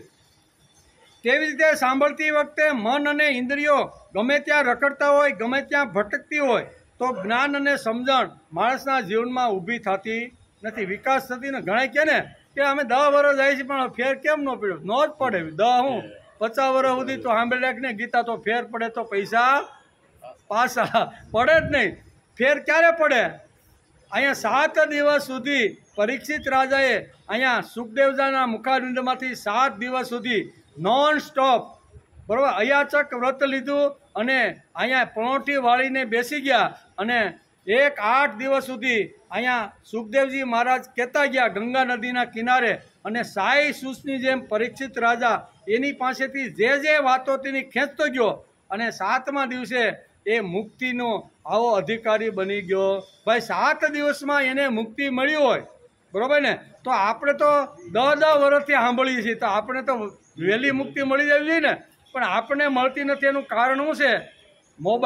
મોબાઈલ આપણને એવો ડિસ્ટર્બ કરે, એવી આપણી બધી હેરાન કરે છે ને કે આપણને અહીંયા ભક્તિ કરવા દેતો નથી. તેથી કહે છે કોઈ પણ કૃતિ કરીએ એને મન મૂકીને કરવાનો પ્રયત્ન કરવો જોઈએ. આ શ્લોકની અંદર કહે તેથી સાંભળતી વખતે મન મૂકીને સાંભળવું જોઈએ. એક છોકરો અભ્યાસ કરવા બેઠો, બાપા કે હવે 10મું ધોરણ હાલે છે અને હવે તારે આ રૂમમાંથી બહાર નીકળવાનું નથી એમ કરીને થોડાક ચોપડા બાપાએ આપ્યા અને બાપાએ કીધું તારે હવે અહીંયા અભ્યાસ કરવાનો છે. એટલે કે અભ્યાસ કરવા માટે બેઠો પણ તેનું મન ક્રિકેટની મેચ ચાલતી હતી ને અને 10 વાગે શરૂ થવાની હતી ને બાપાએ તો ચોપડી પકડાવી. બાપાએ ચોપડી પકડાવી અને છોકરાનું મન ક્યાં હતું કે આજે ક્રિકેટ ભારત અને ઓસ્ટ્રેલિયા વચ્ચે ક્રિકેટ રમાવાની છે અને આ તો ફાઇનલ છે એટલે હારી જોવી તો પડશે. પણ બાપાએ ચોપડી પકડાવી એટલે વાંચવાનું ઢોંગ કરીને રૂમમાં તો બેસે છે પણ મન ક્યાં પૂગી ગયું? બાપાને એમ થાય કે હાલો આને અંદર મેં પૂરી દીધો છે અને હવે 2 કલાક સુધી મારે એની વંચાવવું છે તો વાંચવા માટે ચોપડી તો હાથમાં લીધી છે પણ એ બાળકનું મન અત્યારે ક્યાં ગયું છે? ગ્રાઉન્ડ ઉપર કે આજે ક્રિકેટમાં શું પરિણામ આવશે. એક છોકરો અભ્યાસ કરવા બેઠો પણ તેનું મન તો ક્રિકેટની મેચમાં જ ગયું છે. હાથમાં પુસ્તક લઈને બેઠો હતો પણ મન પુસ્તકમાં લાગતું નથી. એમ આપણે અત્યારે ખુરશી ઉપર બેઠા હોય બરાબર, આપણે બધા બોલવાવાળો ભલે નહીં બોલે પણ આપણે ખુરશી ઉપર બેઠા હોય મનને ક્યાંનો ક્યાંય આપણે લઈ ગયા હોય તો એ વિચાર આપણા જીવનમાં સ્થિર થતો નથી. એના બાપુજીને લાગ્યું કે છોકરો વાંચે છે, શું કપાળ વાંચતો છે. એને એમ થયું કે અંદર બેહાડી દીધો છે એટલે છોકરો વાંચતો હશે. છોકરાએ કર્મેન્દ્રિયો સંયમિત કરી હતી પણ કર્મેન્દ્રિય અને મનની સંવેદિતા ન હતી. એમ કર્મેન્દ્રિય તો કે લાવો નહીં બાપા કાંઈ વાંધો નહીં, તમે ટક કરતા હોય તો આ એક રૂમમાં સોફા ઉપર બેસી જાઓ એમ કરીને કર્મેન્દ્રિયને આવી રીતે કરી તો સોફા ઉપર કર્મેન્દ્રિય તો બેસી ગઈ પણ મન ક્યાં હતું? ક્રિકેટના. તેથી મન એટલે કે કર્મેન્દ્રિય અને જ્ઞાનેન્દ્રિય અને સાથે મન આ 3 વસ્તુ જો સાથે લઈને બેસે તો જ માણસના જીવનમાં આ વાત ઉતરે, નકર ઉતરે નહીં. બહુ સરસ રીતે અહીંયા કર્મેન્દ્રિય, જ્ઞાનેન્દ્રિય અને મન આ 3ની સંવેદિતા થાય તો જ માણસનો જીવન વિકાસ થાય છે અને આવા જીવન વિકાસ થાય એવા કર્મ કરવા જોઈએ. પ્રશ્ન હતો કે કર્મ કેવા કરવાના? તો માણસનો જીવન વિકાસ થાય એવા કર્મ કરવા જોઈએ. પાણીનો ટાઈમ થઈ ગયો. અભ્યાસ આપણો શ્રીમદ ભગવદ્ ગીતા અધ્યાય 3 અને 8 નંબરનો શ્લોક એનો અત્યારે વિચાર આપણે કરીએ છીએ. ભગવાને બહુ સ્પષ્ટ ભાષાની અંદર અર્જુનને કીધું કે નિયતમ કુરુ કર્મત્વ, જે નક્કી કરેલા જે કર્મો છે ને એ કર્મો માણસે છોડવા જોઈએ નહીં. યુવાની હોય તો યુવાનીનું કર્મ, વૃદ્ધનું હોય તો વૃદ્ધનું, બાળકનું હોય તો બાળકનું. પછી આશ્રમ વ્યવસ્થામાં બ્રહ્મચર્યાશ્રમ, ગૃહસ્થાશ્રમ, વાનપ્રસ્થાન એમાં જે આશ્રમમાં માણસ હોય એ પ્રમાણેનું કર્મ માણસે કરવું. તો ભગવાન બહુ સ્પષ્ટ અહીં બહુ કહે છે કે નિયતમ કુરુ કર્મત્વ. માણસે નક્કી કરેલા, નિશ્ચિત કરેલા, શાસ્ત્રકારોએ જે કર્મો કીધા છે એ કર્મો માણસે કરવા જોઈએ એવો ભાર આ શ્લોકની અંદર ભગવાન 8મા શ્લોકની અંદર આપે છે. નિયતમ કુરુ કર્મત્વમ. કર્મયોગની દ્રષ્ટિએ જે વર્ણાશ્રમ અનુકૂળ શાસ્ત્ર વિહિત કર્તવ્ય કર્મ પ્રાપ્ત થઈ જાય તે ભલે ઘોર કેમ ન હોય, સૌમ્ય કે નિયત કેમ ન હોય, પણ એ નિયત કરેલા કર્મો છે. તેથી ઘોર કર્મ હોય તો પણ નક્કી કરેલું કર્મ જેને હોય એણે કરવું જોઈએ. અર્જુનનો પ્રશ્ન હતો ને કે ભગવાન આવા ઘોર કર્મ કરીને મારે નરકમાં જવું આગલા શ્લોકમાં આવ્યું તો ઘોર કર્મ એટલે નરકનો ઉલ્લેખ અહીંયા અર્જુને ભગવાનની સામે મૂક્યો હતો કે ઘોર કર્મ એટલે કે માણસના ડોકા કાપવાના, મચ્છરને મારવાનો નથી, માખીને મારવાની નથી, કપાસમાં ઈળું આવ્યું તેને પણ કોને મારવાના છે? માણસોને. સવારેથી ઉઠ્યા અને ભગવાનનું નામ લઈને હાથમાં તીર લઈને લાખો ને કરોડો લોકોને ભોંય ભેગા. હવે આ કર્મ ઘોર જ કહેવાય ને. તેથી ભગવાનને અર્જુન કહે છે કે આવા ઘોર કર્મમાં તમે મને જોડો છો, એના કરતાં જ્ઞાન માર્ગમાં તમે જોડી ગયો તો મારું વિશેષ કલ્યાણ થશે. ત્યારે ભગવાન એને આ શ્લોકમાં જવાબ આપે કે નિયતમ કર્મ કુરુત્વમ, ભલે ગમે તેવું ઘોર કર્મ હોય પણ તું ક્ષત્રિયનો બચ્ચો છો. કેવો? ક્ષત્રિયના બચ્ચાને હંમેશા યુદ્ધની અંદર કાં તો મરીને આવવાનું અને કાં તો જીતીને આવવાનું, પણ વચ્ચેથી પાછું પડીને આવવાનું નથી. ગમે તેવું ઘોર કર્મ હોય પણ એ ઘોર કર્મ ક્ષત્રિયોએ કરવું જોઈએ, એમ ભગવાન અર્જુનના પ્રશ્નનો જવાબ આપે છે. તેથી આ બધા નિયત કર્મ છે. અહીં નિયતમ કુરુ કર્મ શબ્દ ભગવાને વાપર્યો છે. ભગવાન અર્જુનને એમ કહે છે કે ક્ષત્રિય હોવાના સંબંધથી પોતાના વર્ણ ધર્મ અનુસાર પરિસ્થિતિથી પ્રાપ્ત યુદ્ધ કરવું એ તારું સ્વાભાવિક કર્મ છે. અને આ સ્વાભાવિક તું કર્મ કરીશ તો તને 100% તારું કલ્યાણ થવાનું. માથા ડોકા કાપીને પણ કલ્યાણ થઈ શકે છે એવું ભગવાન અત્યારે અર્જુનને આ વાત સમજાવે છે કે ડોકા કાપવાથી કલ્યાણ થાય તો કે હા. શા માટે? તો કે પોતાનું નિયત નક્કી કરેલું, શાસ્ત્રીએ જે નક્કી કરેલું જે કર્મ છે એ કર્મની અંદર ગમે તેવું અગવડવાળું હોય તો પણ માણસે કરવું જોઈએ, અને એ જો કરે તો એનું કલ્યાણ થઈ જાય છે, એમ ભગવાન સમજાવે છે. તેથી ક્ષત્રિયને માટે યુદ્ધરૂપી હિંસાત્મક કર્મ ઘોર દેખાતું હોવા છતાં પણ વસ્તુ તો ઘોર નથી. એમ ક્ષત્રિયની દ્રષ્ટિએ ભગવાન કે આ ઘોર કર્મ નથી એમ કે, બલકે તેને માટે તે નિયત કર્મ જ છે. બીજા અધ્યાયમાં ભગવાને કહ્યું છે કે સ્વધર્મની દ્રષ્ટિએ પણ યુદ્ધ કરવું એ તારા માટે નિયત કર્મ છે. આગળ પણ આપણે જોયું કે સ્વધર્મ અર્થે પણ કર્મ કરવું ને એ નિયત કર્મ છે. એટલે માણસે નિયત કર્મ નક્કી કરેલા જે આપણા કર્મ હોય ને એ કર્મ માણસે છોડવા જોઈએ ને. આ સરળ ભાષામાં કહે છે. શ્રીમદ ભગવદ્ ગીતા આપણે કહે છે કે માણસ જ્યારે કર્મ કરે છે ત્યારે જ્ઞાનેન્દ્રિયો, કર્મેન્દ્રિયો અને મન આ ત્રણેયનો અવાજ એક હોવો જોઈએ. તો કોઈ પણ વિચાર દિલ અને દિમાગ સુધી જાય, નકર વિચાર જાય. ત્રણનું એક્ય સંગઠન હોવું જોઈએ. કર્મેન્દ્રિય પણ બરોબર શાંતિથી ખુરશી ઉપર બેઠી હોવી જોઈએ, મન પણ આપણું ઠેકાણે હોવું જોઈએ. ને જ્ઞાનની અભિલાષા રાખીને બેસવાનો માણસ જો પ્રયત્ન કરે તો કોઈ પણ વિચાર શીરાની જેમ અંદર માણસને ઉતરી જાય છે, એમ ભગવાનને કહેવાનું છે. આપણે અહીંયા ગીતાનો અભ્યાસ, ગીતાનો સ્વાધ્યાય કરવા માટે બેઠા હોઈએ અને મન બીજે જો ફરતું હોય તો કર્મમાં મજા નહીં. મન ન હોય તો આપણે ઘણીવાર બગાસા પણ આવે ને ઊંઘ પણ આવે. આપણે કહીએ કેમ ભાઈ તમે ઊંઘતા હતા ખુરશી ઉપર? કારણ મન નહોતું. એ કે શું છે, ડોહીમાં ખીજાણા હતા ને એટલે એમ હતું કે હાલો શું થાય, પાછો જાય તે બરોબર ખાવા પીવાનું તો શું બનાવ્યું છે, કેમ ખીજાઈને તો આવ્યો છો એ કે બરોબર. ઘણીવાર આવું પણ થાય. એટલે મન ઘણીવાર ઠેકાણે આપણું હોય નહીં. ભલે ખુરશી ઉપર બેઠા હોય, કર્મેન્દ્રિય અહીંયા પણ હોય, પણ જ્ઞાનેન્દ્રિય મન ક્યાં હોય? મન ઘેરે ઘૂમતું હોય છે કે શું થાય, ન બોલ્યો હોત તો સારું તા, બે શબ્દ કીધા એટલે એને હાંસી ઉપાડીને બરોબર ને. કહેવાનો અર્થ કે આ બધું માણસ આ કહે છે. શાસ્ત્રકારો આપણે સારી રીતે સમજાવવાનો પ્રયત્ન કરે છે કે કર્મેન્દ્રિય, જ્ઞાનેન્દ્રિય અને મન આ ત્રણેયનું એક્ય હોવું જોઈએ. અને એક જ થઈ અને જો સાંભળવાનો, ઘ્રાણેન્દ્રિય એટલે કાનથી સાંભળવાનો અને વાણીથી બોલવાનો જો પ્રયત્ન કરે તો બોલનાર અને સાંભળનાર બંનેનો વિકાસ થાય છે, નકર બંનેમાંથી કોઈનો વિકાસ થતો નથી એમ. તેથી આપણે મન મૂકીને કોઈ પણ જે કર્મ કરીએ ને એ મન મૂકીને કર્મ કરવું જોઈએ.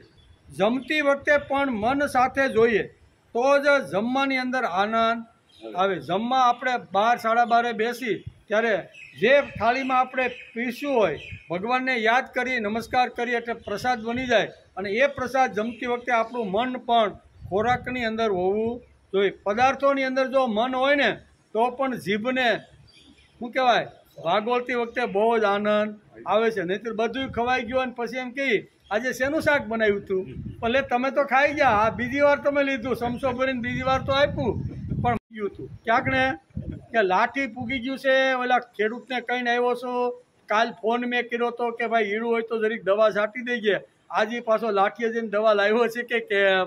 આ મન જો અહીં ખુરશી ઉપર બેઠા બેઠા પૂગી ગયું હોય, જમતા જમતા જો ત્યાં વહી ગયું હોય તો માળીએ ગમે તેટલી સરસ રસોઈ બનાવી હોય પણ જમવામાં આનંદ આવતો નથી. તેથી મન પણ ઠેકાણે હોવું, કોઈ પણ કૃતિ કરતી વખતે, પછી સાંભળવાનું હોય, બોલવાનું હોય, ખાવાનું હોય, નાહવાનું હોય, વ્યવહાર કરવાનો હોય, આધ્યાત્મિક ક્ષેત્ર હોય, સાંસ્કૃતિક ક્ષેત્ર હોય કે કોઈ પણ યજ્ઞીય કાર્ય આપણે સાથે મળીને સમૂહમાં જ્યારે સારું કામ કરતા હોય ત્યારે બધાનું મન ઠેકાણે હોવું.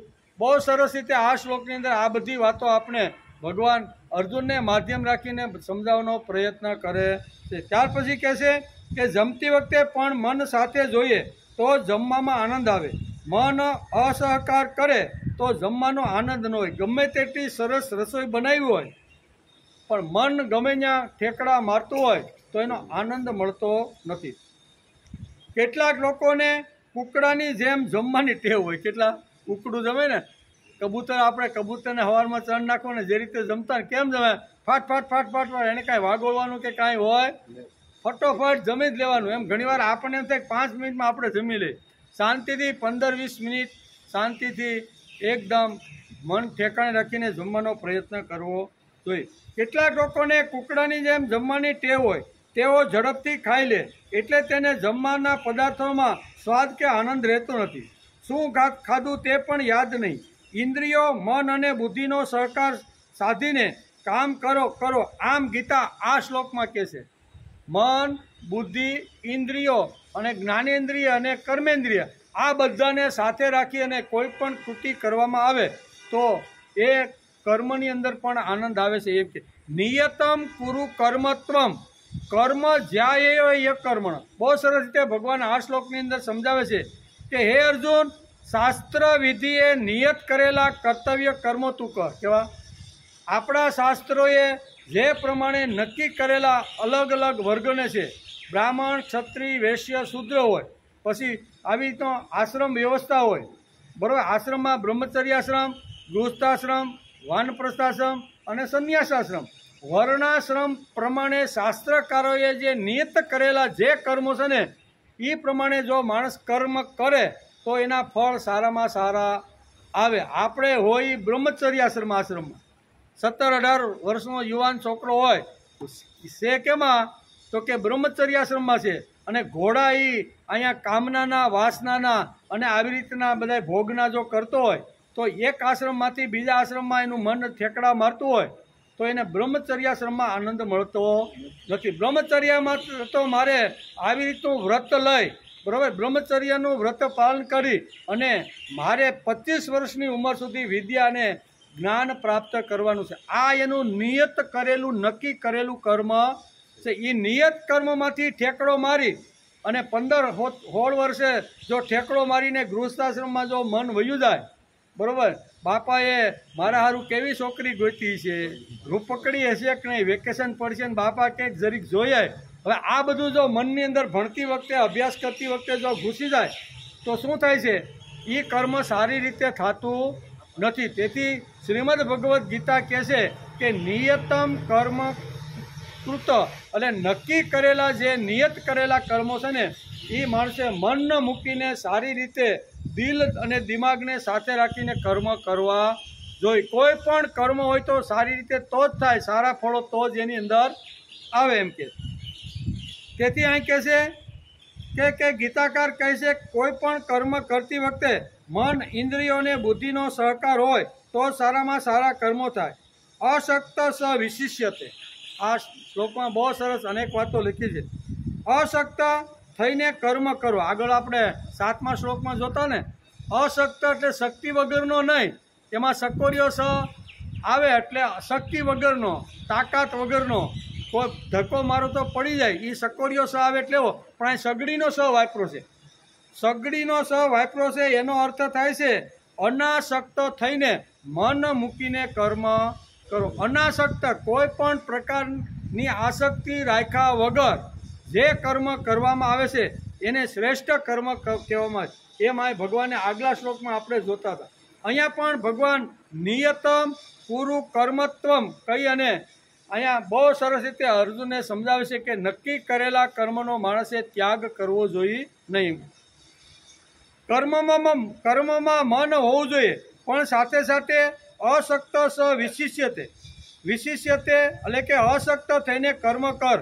નિર્મળ થઈ મન એકાગ્ર કરી અને કર્મ કરવાનો માણસે પ્રયત્ન કરવો. કોઈ પણ કર્મ કરતા હોય તો મનને એકાગ્ર કરીને, પૂજા કરતા હોય, સવારે ભગવાનની આરતી કરતા હોય કે ભોગ ભોગવત કોઈ પણ કર્મ કરીએ ત્યારે મન મૂકીને માણસે કર્મ કરવા જોઈએ.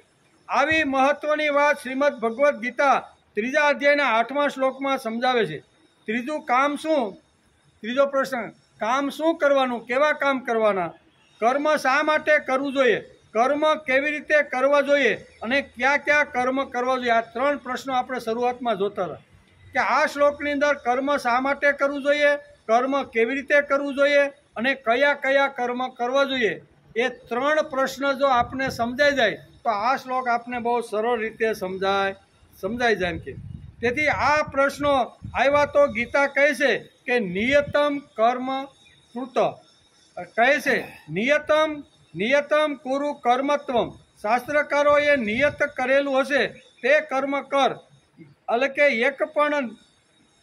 એક પણ નિયત કર્મ તારે છોડવાનું નથી. નક્કી કરેલું જે કર્મ હોય ને એ કર્મ માણસે છોડવાનું નથી. અમુક શાસ્ત્રકારોએ આપણે નક્કી કરીને કર્મો આપી દીધા છે. બ્રાહ્મણનું કર્મ શું છે તો કે બ્રાહ્મણે વિદ્યા ભણવાની, શાસ્ત્રોનો અભ્યાસ કરવાનો, 25 વર્ષ સુધી શાસ્ત્રનો ઊંડો અભ્યાસ કરવાનો. એ અભ્યાસ કર્યા પછી સમાજમાં જ્યારે ગૃહસ્થી બ્રાહ્મણ સમાજમાં ફરતો હોય છે ત્યારે જે અભ્યાસ કર્યો હોય છે સમાજના અંતિમ માણસ સુધી શાસ્ત્રના સદવિચારો લઈને ફરવું, જે આ એનું કર્મ છે, આ નક્કી કરેલું કર્મ છે. અહીં કીધું નિયતમ કુરુ કર્મત્વમ, નક્કી કરેલું કર્મ માણસે કરવું જો. એટલે બ્રાહ્મણનું કર્મ શું છે?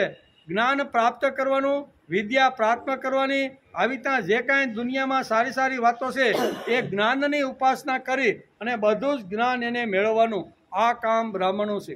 વેદ છે, ઉપનિષદ છે, આપણા શ્રીમદ ભગવદ્ જેવા આવા શાસ્ત્રોક્ત જે ગ્રંથો છે ને એનો ઊંડો અભ્યાસ બ્રાહ્મણોએ કરવો જોઈએ. ઊંડો અભ્યાસ કર્યા પછી એમાંથી તારણ કાઢી અને એમાંથી સમાજને ઉપયોગી હોય એ બધું જ તત્વજ્ઞાન અંતિમ માણસ સુધી લઈ જવાનો પ્રયત્ન કરે, એ બ્રાહ્મણનું નિયત કર્મ છે. તો ઘણીવાર આપણે પ્રશ્ન થાય, બ્રાહ્મણ જ જો આ ધંધો કરે તો પછી એની આજીવિકાનું શું? એ પણ સંસાર કરે છે, એને પણ બાળકો છે, એને પણ ઘર ચલાવવાનું છે, તો એના માટે શું કરવાનું?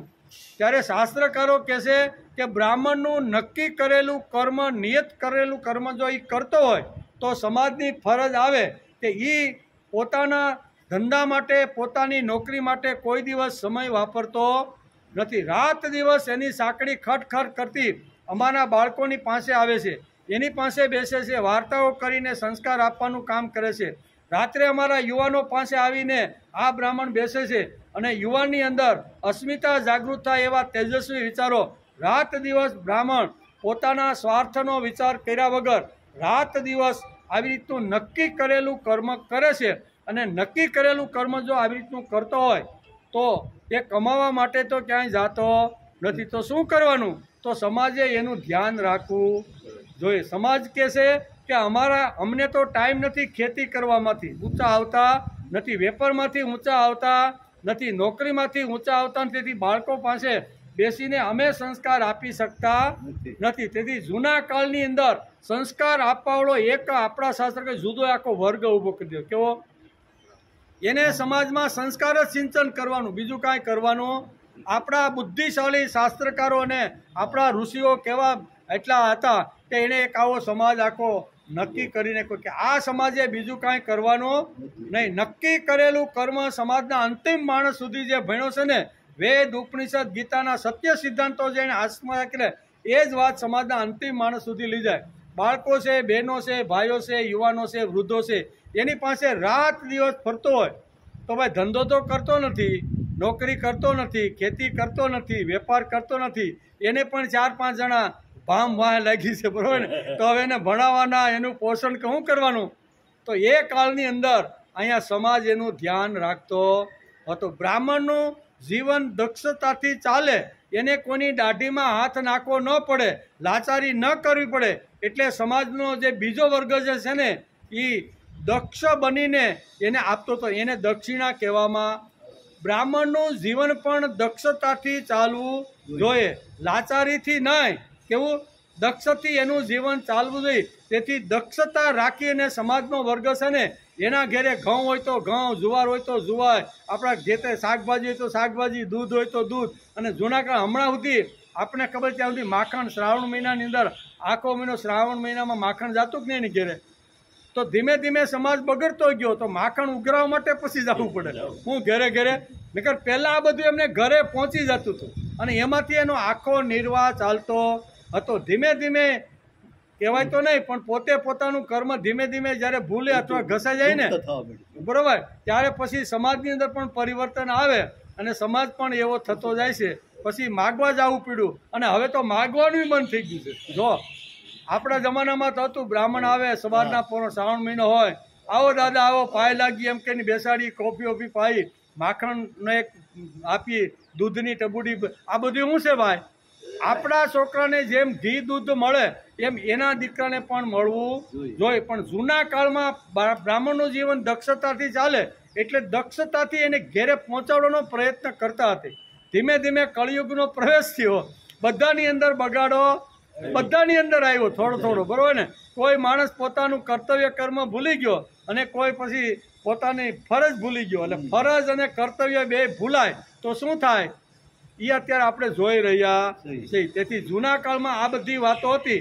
ભગવાને 5000 વર્ષ પહેલાં આ બધી વાતો લખી રાખી કે માણસે નિયતમ કુરુ કર્મત્વ, નક્કી કરેલા કર્મ માણસ જો કરે તો કેવી રીતે કરે?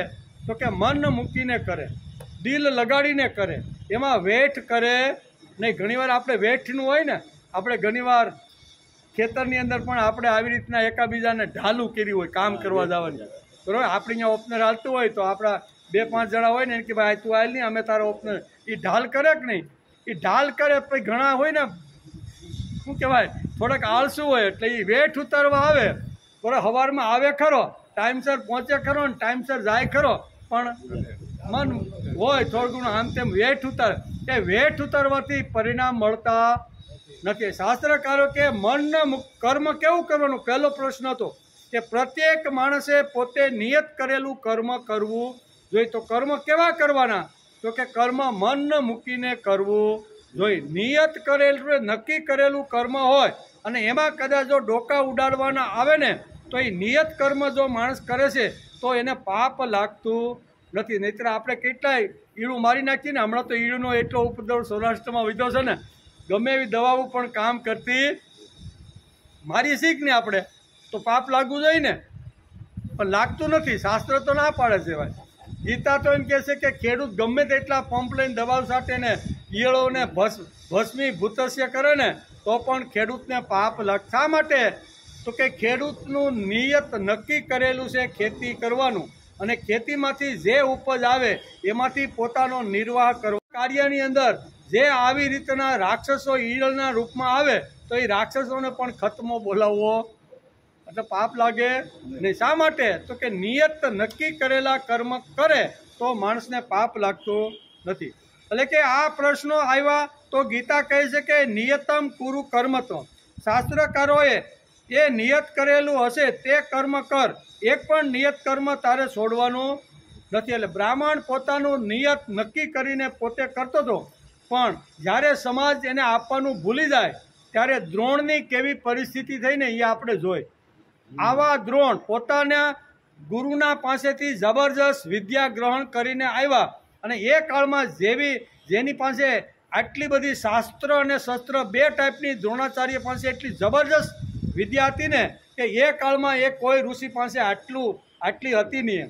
એટલે એણે નક્કી કર્યું કે કોઈ પણ માણસ પાસે લાંબો હાથ કર્યા વગર હું નાનું એવું તપોવન શરૂ કરીશ, એમાં વિદ્યાર્થીઓને નિઃશુલ્ક ભણાવીશ અને નિઃશુલ્ક ભણાવીશ અને હું થોડો પ્રયત્ન કરી અને એમાંથી મને જે મળશે એ ઝૂંપડીને પણ વૈભવ સમજી અને મારો સંસાર હું ચલાવીશ. આવું નક્કી કરી અને નાવનું એવું તપોવન, નાની એવી ઝૂંપડી, કૃપી સાથે લગ્ન કર્યા અને પોતાનું તપોવન ચલાવવા લાગ્યા. બધા જ રાજા મહારાજાના મોટા મોટા લોકોના છોકરા ભણવા માટે આવે.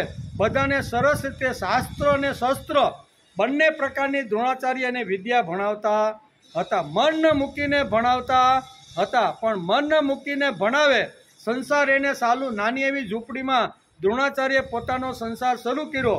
કૃપી દ્વારા એક સંતાન થયું, એનું નામ પાડ્યું અશ્વસ્થામાં. અશ્વસ્થામાએ એક દિવસ વેન કર્યું કે મને દૂધ આપો એમ. ત્યારે કે દૂધ આપું પણ છે તો નહીં, એટલે રડવાનું ચાલુ કર્યું અને હઠ એટલી પકડી કે કોઈ વાતે બાળક સાનું રહે નહીં. તપોવનમાંથી અહીંયા દ્રોણાચાર્ય પોતાની પાવન ઝૂંપડીમાં આવે છે અને આ દ્રશ્ય એણે જોયું. એક બાજુ કૃપી ભાવથી પ્રેમથી નાના એવા બાળકને સમજાવી હઠ છોડાવવાનો પ્રયત્ન કરે છે કે ભાઈ આપણા ઘરમાં અત્યારે દૂધ નથી, તારી હઠ તું મૂકી દે.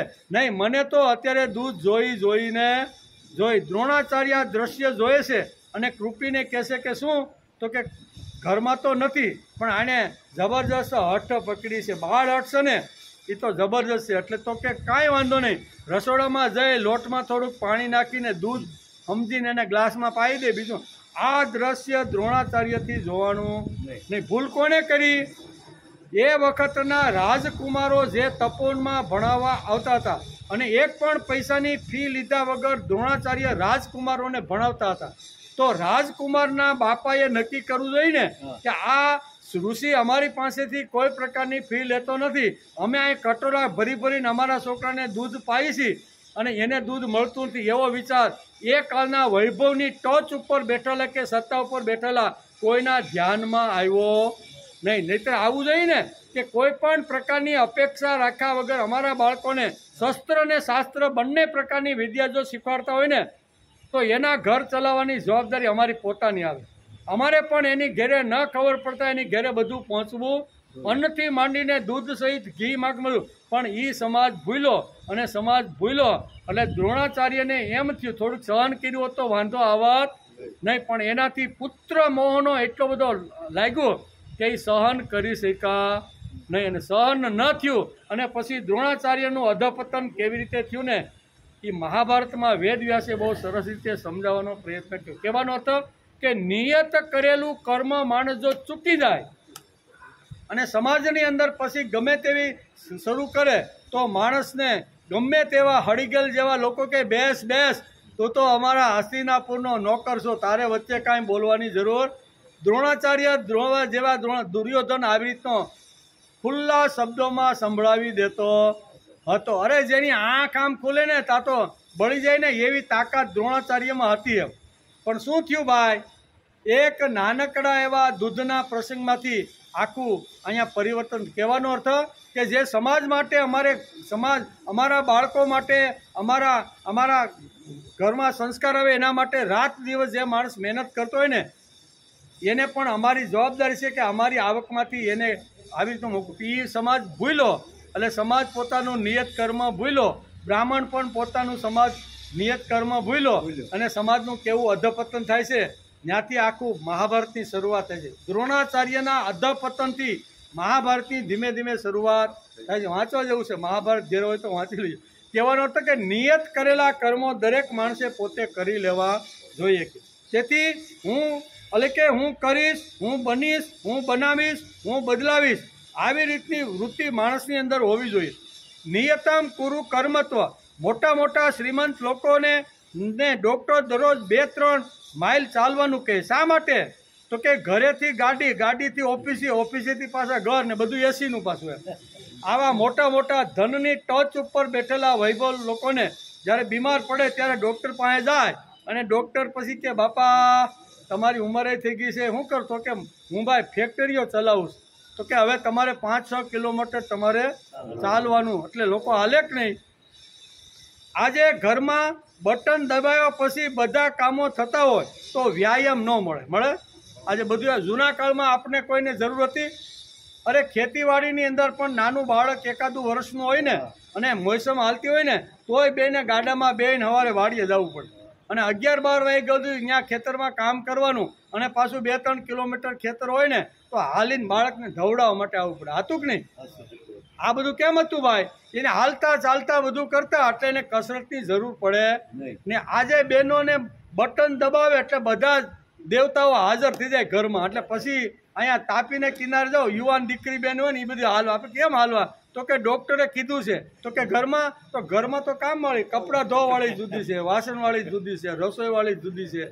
હવે આ બધું ગયું પછી ડૉક્ટર કે ભાઈ 5-6 કિલોમીટર તો તમારે હાલવું, પણ હલાતું નથી તો શું કરવું? તો કે હું તમને એક એવું મશીન આપું તો મેં અડધી કલાક એની ઉપર બેહો ને એટલે 6 કિલોમીટર હાલ્યા હોય ને એટલે તમારું શરીર, એટલે આળસુ બનાવવાનું કારખાનું આપણા ઘરમાં આવે. કેવું? આળસુ બનાવવાનું કારખાનું આ વિજ્ઞાન ધીમે ધીમે આપણા બધા ઘરોમાં મોકલતું જાય. 6 કિલોમીટર હકીકત એને હાલવું જોઈએ, પણ એ કે હવે તમારે ભાઈ છે ને 6 કિલોમીટર બાપા હાલવાની જરૂર. હું તમને 25,000નું મશીન આપું છું ને એના ઉપર અડધા કલાક તમે રહો ને એટલે 6 કિલોમીટર તમે હાલશો ને એટલા તમારા પગમાં ધ્રુજારી શરૂ થઈ જાય. હવે આ બધું ઘરમાં બટન દબાવો એટલે બધું હાલે, એટલે રોગ આવે કે ન આવે? રોગ તો આવે ને આવે જ. તેથી અહીં શાસ્ત્રકારો કહે છે, તેથી ગીતાકાર એમ કહે છે કે નિયત કર્મ કર, નિયત કર્મ કર્યા વગર ઉદર નિર્વાણ પણ તારું ચાલશે.